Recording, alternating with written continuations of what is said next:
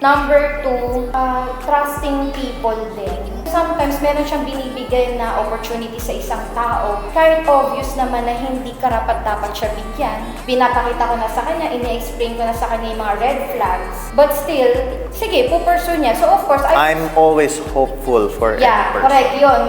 Ako hopeful din ako. Kumaga sa bilang, ako hanggang 1 to 5 lang. Siya, parang hanggang 1 to 100. Parang ganon. To the point na naaabuso siya. So siguro dahil masyado lang talaga siyang mabait, generous masyado, na talagang naaabuso siya. So, ang nangyayari, basta may sinabi na siya, so pag hindi na okay sa kanya, hindi ko na pinipilit. Number 2, how we raise our children.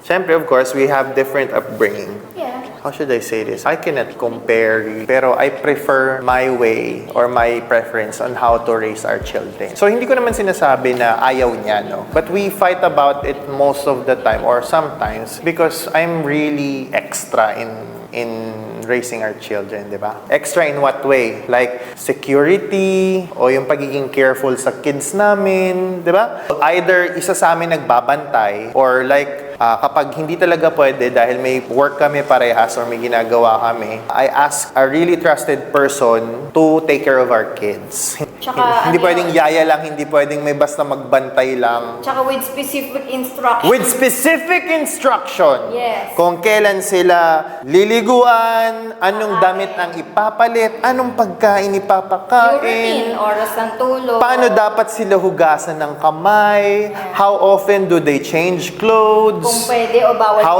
to groom them, di ba? Sa pagdating sa upbringing ng children, ng anak, walang right or wrong. Ang pinag-uusapan natin dito is preference. Yeah. Preference ng mag-asawa. Preference mo, preference ko, na dapat parehas nating pag-agrihan. Well, she agrees with me on how I wanted. Of course, I wanted it my way. So, kaya kami siguro nagtatalo. But it doesn't really end up always what I want. So, syempre, we have to agree. Because I'm still the mother and mother knows best, right?